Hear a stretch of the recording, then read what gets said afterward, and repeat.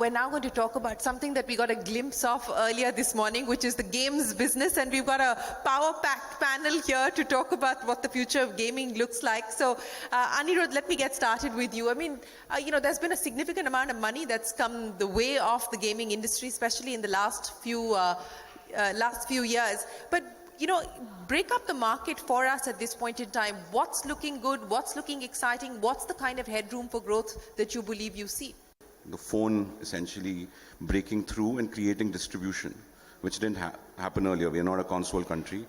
We are not a PC country, although in a few years we'll be bigger than most countries in PCs as well. So I think scale-wise, there's a lot of users.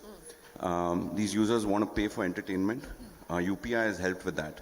Right? I think if you asked me, when I started my first company, Pocket Aces, I'm on to my second in Loco, what are some miracles I would like?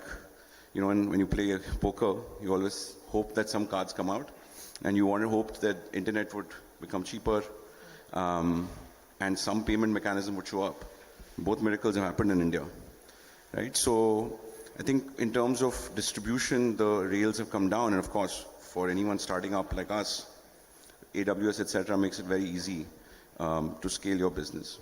Now, of course, there are many varieties and forms of the video gaming sector, right? So you have kind of online video games, which can go all the way from a Candy Crush, which is a short form, hyper casual game, all the way to a BGMI/PUBG Mobile, which is a shooter. It can be, card games, it can be fantasy games. There's a lot of variety. And I think when you look at a $2 billion market growing at some 30-40% CAGR, people get surprised, but I'm not surprised given that, we have a $10 billion ad market on pretty boring content. So not a very difficult monster to disrupt. And I had absolutely no idea, at least about a year or maybe a little bit more than that I would have spent so much of my time talking about game of skill versus game of chance. I play neither. I have zero interest or inclination to get into either.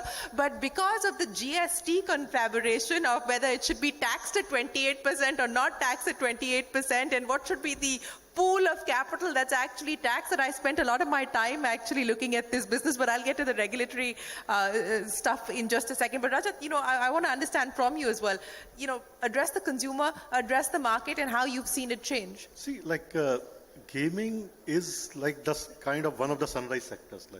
As he talked about it, we are exited 22 by 2 billion thing, and expected to be 8.5 billion by 27 there. We talked about engagement. An average gamer is spending almost 8.5 hours per week. That's the kind of engagement you will not get anywhere else in terms of consuming that content, whether it's any form of media you can track there. And it's purely, and now see that from a purely Tailwinds perspective there. Penetration of smartphones is increasing. We talk about 500, 700, 900 smartphones there.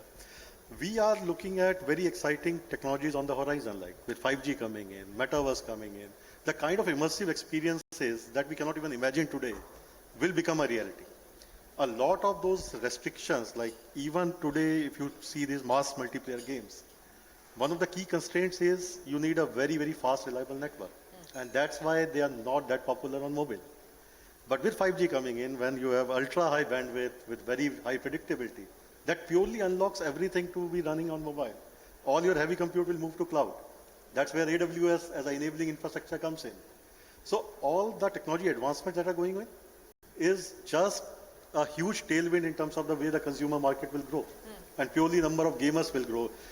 Reports say last year, anywhere close to 500 million people played a game, whether it's in any of the categories that we mentioned.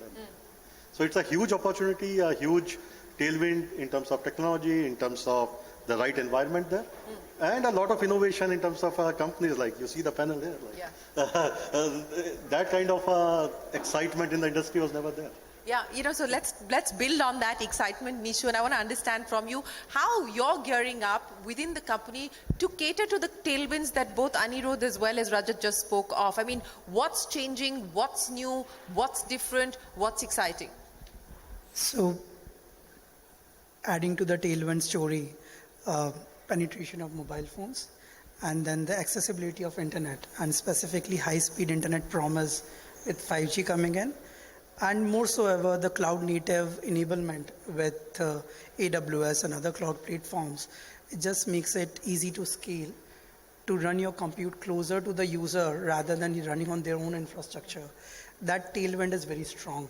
So now the kind of complex algorithms you can build, the kind of complex matchmaking we can execute while trying to ensure that user is always having fun while playing and it's fair for him. He's not pitted against someone who's super skilled compared to him. All those things are possible now. They're possible very fast. Now, in order to achieve it, few of the initiatives which we see across the industry of gaming, specifically around skilled gaming, is focus on the fair games, the algorithms, and there are systems being built around how to do right random number generation so that people can play the game fairly. There's a lot of focus on responsible gaming, so that if somebody wants to exclude himself, and how do we take away that part of habit formation from people so that they are aware of what is the social stigma, if there are any other challenges locally or there are certain policies enforced by government, people are able to adhere to that. Those are some major initiatives which are happening in the gaming industry.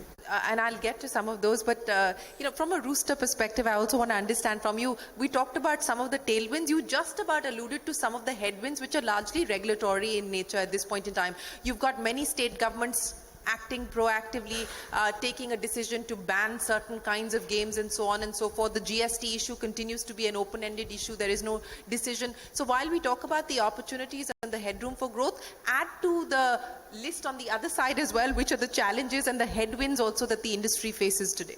See, from our perspective, from where Loco and Rooter look at the industry, we represent the content side of gaming. So we are kind of not really affected by any of these regulatory challenges and things like that which are building up. For us, in fact, it's been extremely, government has made a very promising move in, recognizing esports as a part of the overall sports industry and the entire AVG sector, which is getting into gaming content creation.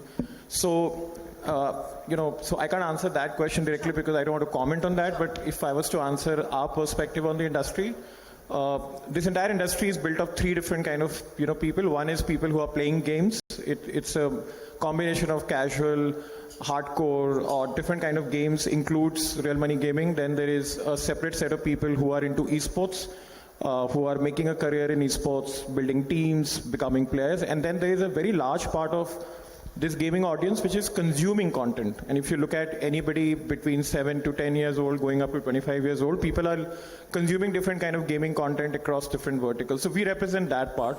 And in that part, that is a pretty sizable audience out of the overall 450 million. So about 150 to 200 million people are consuming some kind of a gaming content across different platforms. And we see that as a very big opportunity because the next generation of creator ecosystem, creator economy is going to come out of gaming. Because as Anirudh said, the overall entertainment globally and even in India is moving towards people meeting more while playing or consuming games. They want to make a career in becoming either a content creator or an esports player. And that is where a very different industry is getting built in parallel, which I think is a great opportunity for India because India traditionally is a very big gaming market and gaming is traditionally a very big content market and gaming is going to contribute a lot to it in future. And again, I want to talk about one of the opportunities and you just sort of alluded to that as well, that India has an advantage. It's a large gaming market. But what about the global aspiration at this point in time? Because this is a global business. Many companies are looking at that as an opportunity. Over the next 5 years, how do you see the landscape changing? So, one thing which is happening very unique with India is that we are probably the first market which is mobile first in many, many ways. We are becoming a market through which a lot of gaming studios are launching their games for the first time. Krafton is launching one of their games, which is India is the first market, never heard of that before, and many, many such things will happen. So first and foremost, I think one part of the world is developing through a mobile gaming perspective. And India will become a playground of it, and many companies which will become successful in India will go on to play a very important role in many developing markets where mobile gaming will grow. So traditionally it has happened that from West things have flown down. In our case, particularly from a gaming perspective, and like many other industries, the companies which are getting built here will go on to take many more markets with our kind of a learning. And so that is the first thing. And I think the second thing which is happening, something that we are very excited to see, is a lot of games are getting built in India now. Lot of Indian games. And it might take 2-3 years for these games to come big or for them to be either successful or not so successful. But we will see a lot of games from India coming in, which is going to be a big contribution to the overall gaming economy. Yeah, no, in fact, like on that theme itself, like within Games 24/7 ecosystem, we have a dedicated gaming studio, U-Games, where like it's a global first approach, where our primary audience is to build a game for a global market there. So it's not that okay, we'll build for India first and then take it global. There the approach is very, very significantly different. That in a hyper-casual space, can we come up with a very global product there? But the kind of bar that we've set for ourselves in terms of we'll only develop for 15 minutes, test it out. It succeeds, then we'll develop for D1. The way we monitor that is like, as Puneet in the morning talked about, that how fast can we experiment and how many experiments can we run there. And earlier the challenge was getting the right talent, and that situation has improved dramatically in terms of getting the right set of tech artists, right set of game designers there. And with that, I feel that like we are on the verge of where you will see a next big game from India. There, like. So give us a sneak peek. When can we expect that from your stable? So no, you guys. What's going on with the experiments? There are many, and one is like let's see, like hopefully we should have some good news soon there. But like those are experiments. Once we have the data conclusively to say that let's take it big, we will. And as Anirudh talked about capital, like we launched a 400 CR fund just to invest in the game and game enabling services there. So not only what we'll build in-house, but what we are saying is what we can participate in the ecosystem for that. There, you've got the ecosystem right next to you in search of capital. No, I mean, I think that's a really important point, is that when you talk about almost any sector in India, your top 2 companies are not profitable. Our top companies in gaming today are heavily profitable, and therefore they reinvest.